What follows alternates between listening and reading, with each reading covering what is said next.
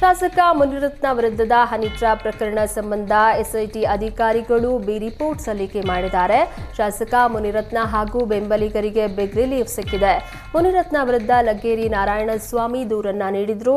ಪ್ರಕರಣದ ತನಿಖೆ ನಡೆಸಿದ ಎಸ್ಐಟಿ ಅಧಿಕಾರಿಗಳು ಹನಿ ಟ್ರ್ಯಾಪ್ ಯತ್ನ ಪ್ರಕರಣಕ್ಕೆ ಸಾಕ್ಷಿಗಳ ಕೊರತೆ ಇದೆ ಅಂತ ಬಿ ರಿಪೋರ್ಟ್ ಸಲ್ಲಿಸಿದ್ದಾರೆ. ಬಿಜೆಪಿ ಕಾರ್ಯಕರ್ತೆ ಮೇಲೆ ಅತ್ಯಾಚಾರ ಆರೋಪ ಪ್ರಕರಣ, ಬಿಬಿಎಂಪಿ ಗುತ್ತಿಗೆದಾರ ಚೆಲುವರಾಜ್ಗೆ ಜೀವ ಬೆದರಿಕೆ ಪ್ರಕರಣ, ಬಿಬಿಎಂಪಿ ಮಾಜಿ ಸದಸ್ಯ ವೇಲು ನಾಯ್ಕರ್ ನೀಡಿದ್ದ ಜಾತಿ ನಿಂದನೆ ಪ್ರಕರಣ ಸಂಬಂಧ ಸಾಕ್ಷ್ಯಗಳು ಪತ್ತೆ ಆಗಿದೆ ಎಂದು ಎಸ್ಐಟಿ ಅಧಿಕಾರಿಗಳು ರಿಪೋರ್ಟ್ ನೀಡಿದ್ದಾರೆ. ವಕ್ಫ್ ಬೋರ್ಡ್ ಕಾಯ್ದೆ ತಿದ್ದುಪಡಿಗೆ ತೀವ್ರ ವಿರೋಧ ವ್ಯಕ್ತವಾಗ್ತಾ ಇದೆ. ಮೇ 2ರಂದು ಮುಸ್ಲಿಂ ಸಮಾಜದ ಮುಖಂಡರು ವಿಜಯಪುರದಲ್ಲಿ ಪ್ರತಿಭಟನಾ ಸಮಾವೇಶ ನಡೆಸಿದ್ದಾರೆ. ವಕ್ಫ್ ಬೋರ್ಡ್ನಲ್ಲಿ ಮುಸ್ಲಿಮೇತರರು ಇರಬೇಕು ಅಂತ ತಿದ್ದುಪಡಿ ಮಾಡಿದ್ದು ಸರಿಯಲ್ಲ. ಹಿಂದೂಗಳ ಅನೇಕ ದೇವಸ್ಥಾನ ಆಡಳಿತ ಮಂಡಳಿಯಲ್ಲಿ ಹಿಂದೂಗಳ ಮಾತ್ರ ಇದ್ದಾರೆ. ವಕ್ಫ್ ಬೋರ್ಡ್ನಲ್ಲಿ ಹಿಂದೂಗಳನ್ನ ಹಾಕಿದರೆ ಸಮಸ್ಯೆ ಆಗುತ್ತದೆ. ಬಿಜೆಪಿ ಸರ್ಕಾರ ಅಭಿವೃದ್ಧಿ ಬಿಟ್ಟು ಮುಸ್ಲಿಂ ವಿರೋಧಿ ಕೆಲಸವನ್ನ ಮಾಡ್ತಾ ಇದೆ ಎಂದು ಮುಸ್ಲಿಂ ಮುಖಂಡರು ಆರೋಪಿಸಿದರು. ಶ್ರೀ ಗುರು ಕೊಟ್ಟೂರು ಸ್ವಾಮಿ ಸಂಸ್ಥಾನ ಮಠದಲ್ಲಿ ಬಸವ ಜಯಂತಿ ನಿಮಿತ್ತ ಸರ್ವಧರ್ಮ ಸಾಮೂಹಿಕ ವಿವಾಹ ಮಹೋತ್ಸವ ನಡೆದವು. ಸರ್ವಧರ್ಮ ಸಾಮೂಹಿಕ ವಿವಾಹ ಮಹೋತ್ಸವದಲ್ಲಿ 18 ಜೋಡಿಗಳು ಅದ್ದೂರಿಯಾಗಿ ಮದುವೆಯಾಗಿ ಹೊಸ ಜೀವನಕ್ಕೆ ಕಾಲಿಟ್ಟರು. 9 ಜೋಡಿ ಆದಿ ಕರ್ನಾಟಕ ಜನಾಂಗದವರು, 3 ಜೋಡಿ ವಾಲ್ಮೀಕಿ ಜನಾಂಗದವರು, 2 ಜೋಡಿ ಮಡಿವಾಳರು ಮತ್ತು ಕುರುಬ ದೇವಾಂಗ ಬೋವಿ ಗೊಲ್ಲ ಸಮುದಾಯದ ತಲಾ 1 ಜೋಡಿ ಸೇರಿದಂತೆ ಒಟ್ಟು 18 ಜೋಡಿಗಳ ಸಾಮೂಹಿಕ ವಿವಾಹ ಶ್ರೀ ಗುರು ಕೊಟ್ಟೂರು ಶ್ರೀಗಳ ನೇತೃತ್ವದಲ್ಲಿ ನಡೆಯಿತು. ಈ ವಿಶೇಷ ಮದುವೆಯ ಕಾರ್ಯಕ್ರಮಕ್ಕೆ Vijayanagara DC MS Divakar, AC Vivekananda, DYSP doctor Manjunath Talawar ಸೇರಿದಂತೆ ಅನೇಕ ಗಣ್ಯರು ಭಾಗಿಯಾಗಿ ಸಾಕ್ಷಿಯಾದರು. ಆಕ್ಸಿಜನ್ ದುರಂತ ಪ್ರಕರಣದಲ್ಲಿ ಮೃತಪಟ್ಟವರ ಕುಟುಂಬಸ್ಥರಿಗೆ ಸರ್ಕಾರ ಉದ್ಯೋಗದ ಭರವಸೆಯನ್ನ ನೀಡಲಾಗಿತ್ತು. ಆಕ್ಸಿಜನ್ ದುರಂತ ಸಂಭವಿಸಿ 4 ವರ್ಷ ಕಳೆದರೂ ಸರ್ಕಾರಿ ಉದ್ಯೋಗದ ಭರವಸೆ ಮಾತ್ರ ಈಡೇರಿಲ್ಲ. ಸಿಎಂ ಹೆಸರು ಬರೆದು ಆತ್ಮಹತ್ಯೆ ಮಾಡಿಕೊಳ್ತೀವಿ ಅಂತ ಸಂತ್ರಸ್ತರು ಸರ್ಕಾರಕ್ಕೆ ಡೆಡ್ಲೈನ್ ಅನ್ನ ಕೊಟ್ಟ ಬೆನ್ನಲ್ಲೇ ಸಂಸದ ಸುನಿಲ್ ಬೋಸ್, ಶಾಸಕ ಪುಟ್ಟರಂಗ ಶೆಟ್ಟಿ ಸಭೆ ನಡೆಸಿದ್ರು. ಮುಂದಿನ ಕ್ಯಾಬಿನೆಟ್ ಮೀಟಿಂಗ್ನಲ್ಲಿ ಚರ್ಚಿಸ್ತೀವಿ, ಸಿಎಂ ಹಾಗೂ ಜಿಲ್ಲಾ ಉಸ್ತುವಾರಿ ಸಚಿವರ ಬಳಿ ಮನವಿ ಮಾಡ್ತೀವಿ ಎಂದು ತಿಳಿಸಿದರು. ಸರ್ಕಾರಿ ಉದ್ಯೋಗ ಅಥವಾ ಒನ್ ಟೈಮ್ ಸೆಟ್ಲ್ಮೆಂಟ್ ಮಾಡಿಸೋದಾಗಿ ಸುನಿಲ್ ಬೋಸ್ ಭರವಸೆಯನ್ನ ನೀಡಿದ್ರು. ನಮಗೆ ಹೊರಗುತ್ತಿಗೆ ನೌಕರಿ ಬೇಡ, ಕೊಟ್ಟ ಭರವಸೆಯಂತೆ ಕಾಯಂ ಹುದ್ದೆ ನೀಡಿ, ಭರವಸೆ ಈಡೇರದಿದ್ದರೆ ಜಿಲ್ಲಾಸ್ಪತ್ರೆ ಮುಂದೆ ಅಮರಣಾಂತ ಉಪವಾಸ ಮಾಡ್ತೀವಿ ಅಂತ ಸಂತ್ರಸ್ತರು ಆಕ್ರೋಶವನ್ನ ಹೊರಹಾಕಿದ್ರು.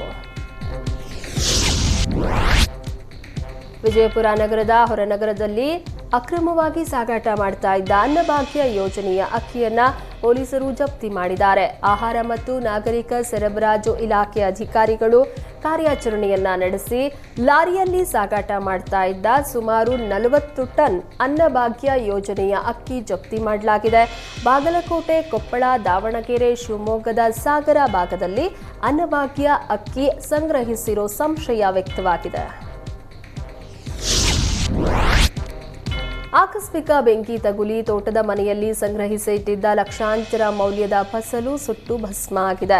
ಬಾಗಲಕೋಟೆ ಜಿಲ್ಲೆಯ ಚಿಕ್ಕಸಂಶಿ ಗ್ರಾಮದಲ್ಲಿ ಘಟನೆ ನಡೆದಿದೆ. ಮಂಜು ಬಿರಾದಾರ ಹಾಗೂ ಸಹೋದರರು ಬೆಳೆದಿದ್ದ ಶೇಂಗಾ ಹಾಗೂ ಗೋಧಿ ಫಸಲನ್ನ ತೋಟದ ಮನೆಯಲ್ಲಿ ಇರಿಸಲಾಗಿತ್ತು. ಬೆಂಕಿ ತಗುಲಿ ಸುಮಾರು 8 ಲಕ್ಷಕ್ಕೂ ಅಧಿಕ ಮೌಲ್ಯದ ಫಸಲು ಹಾನಿಯಾಗಿದೆ. ಕೈಗೆ ಬಂದ ಬೆಳೆ ಹಾನಿಯಾಗಿದ್ದಕ್ಕೆ ರೈತರು ಕಂಗಾಲಾಗಿದ್ದಾರೆ. ಸಿಎಂ ಸಿದ್ದರಾಮಯ್ಯ ಪೊಲೀಸ್ ಅಧಿಕಾರಿ ಮೇಲೆ ಕೈ ಎತ್ತಿಲ್ಲ, ಬದಲಾಗಿ ಪಕ್ಕದಲ್ಲಿದ್ದ ಸೆಕ್ಯೂರಿಟಿಯನ್ನ ಬದಿಗೆ ಸರಿಸುವ ಪ್ರಯತ್ನ ಮಾಡಿದ್ದಾರೆ ಅಂತ ಶಿವಮೊಗ್ಗ ಕಾಂಗ್ರೆಸ್ ಬ್ಲಾಕ್ ಅಧ್ಯಕ್ಷ ಚಂದ್ರಪ್ಪ ಹೇಳಿದ್ದಾರೆ. ಸಿದ್ದರಾಮಯ್ಯ ಹೋರಾಟದ ಮೂಲಕ ರಾಜಕೀಯವನ್ನ ಹಂತ ಹಂತವಾಗಿ ಮೇಲಕ್ಕೇರಿಸಿದವರು. ಅವರು ಅಧಿಕಾರಿಗಳ ಮೇಲೆ ಕೈ ಎತ್ತುವಷ್ಟು ಸಣ್ಣ ರಾಜಕಾರಣ ಮಾಡೋದಿಲ್ಲ. ಬಿಜೆಪಿಯವರು ಈ ಘಟನೆಯನ್ನ ತಿರುಚುವ ಪ್ರಯತ್ನ ನಡೆಸಿದ್ದಾರೆ. ಉಗ್ರಗಾಮಿಗಳ ಹೊಡೆದು ಉರುಳಿಸೋದಕ್ಕೆ ಮುಖ್ಯಮಂತ್ರಿಗಳು ಬೆಂಬಲ ವ್ಯಕ್ತಪಡಿಸಿದ್ದಾರೆ. ಇಲ್ಲಿಯೂ ಸಹ ಮುಖ್ಯಮಂತ್ರಿಗಳ ಮಾತನ್ನ ತಿರುಚುವ ಪ್ರಯತ್ನ ಬಿಜೆಪಿ ಮಾಡಿದೆ ಅಂತ ಕಿಡಿಕಾರಿದ್ರು. ಬೆಳಗಾವಿಯ ಕಾರ್ಯಕ್ರಮದಲ್ಲಿ ಸಿಎಂ ಸಿದ್ದರಾಮಯ್ಯ ಪೊಲೀಸ್ ಅಧಿಕಾರಿ ಮೇಲೆ ಕೈ ಎತ್ತಿದ್ದನ್ನ ಖಂಡಿಸಿ ಎಸ್ಪಿ ನಾರಾಯಣ, ಪುತ್ತೂರಿನ ಜನರು ಪ್ರತಿಭಟನೆ ನಡೆಸಿದ್ದಾರೆ. ಸಿಎಂ ನಡೆಯಿಂದ ಗ್ರಾಮದ ಗೌರವಕ್ಕೆ ಧಕ್ಕೆ ಎಂದು ಬೀದಿಗಿಳಿದ ಗ್ರಾಮಸ್ಥರು ಸಿದ್ದರಾಮಯ್ಯ ವಿರುದ್ಧ ಧಿಕ್ಕಾರ ಕೂಗಿ ಆಕ್ರೋಶವನ್ನ ವ್ಯಕ್ತಪಡಿಸಿದ್ದಾರೆ. ಸಿಎಂ ಸಿದ್ದರಾಮಯ್ಯ ಅವರು ಕೂಡಲೇ ಪೊಲೀಸ್ ಅಧಿಕಾರಿ ಅವರ ಬಳಿ ಕ್ಷಮೆ ಯಾಚಿಸುವಂತೆ ಒತ್ತಾಯಿಸಿದರು. ಬಸವ ಜಯಂತಿ ಹಿನ್ನೆಲೆ ವಿಜಯಪುರದಲ್ಲಿ ಶಾಸಕ ಬಸನಗೌಡ ಯತ್ನಾಳ್ ಬೃಹತ್ ಮೆರವಣಿಗೆ ನಡೆಸಿದ್ರು. ನಗರದ ಸಿದ್ದೇಶ್ವರ ದೇಗುಲದಿಂದ ಶುರುವಾದ ಡಿಜೆ ಮೆರವಣಿಗೆ ಶಿವಾಜಿ ವೃತ್ತದವರೆಗೂ ಸಾಗಿತ್ತು. ಈ ವೇಳೆ 10,000ಕ್ಕೂ ಹೆಚ್ಚು ಜನರು ಜಾಥಾದಲ್ಲಿ ಪಾಲ್ಗೊಂಡಿದ್ದು ವಿಶೇಷವಾಗಿತ್ತು.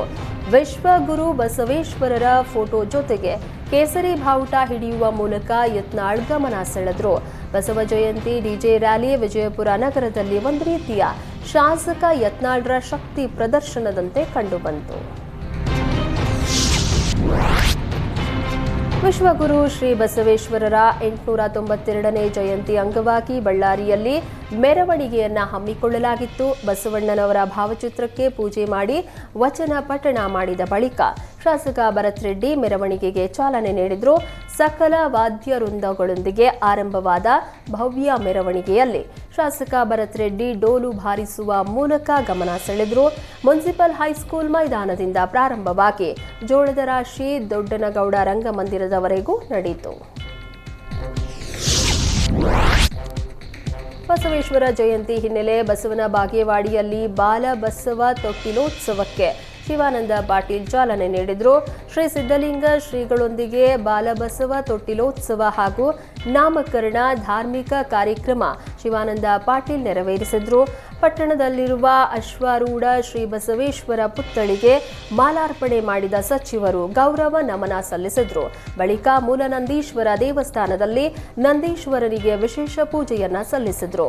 ಕಾರ್ಯಕ್ರಮದಲ್ಲಿ ವಿರಕ್ತ ಮಠದ ಶ್ರೀ ಸಿದ್ದಲಿಂಗ ಶ್ರೀಗಳು ಧ್ವಜಾರೋಹಣವನ್ನ ನೆರವೇರಿಸಿದ್ರು. ಬಳಿಕ ಬಸವೇಶ್ವರ ಮೂರ್ತಿಯ ಪಲ್ಲಕ್ಕಿ ಉತ್ಸವದ ಭವ್ಯ ಮೆರವಣಿಗೆ ನಡೆಯಿತು.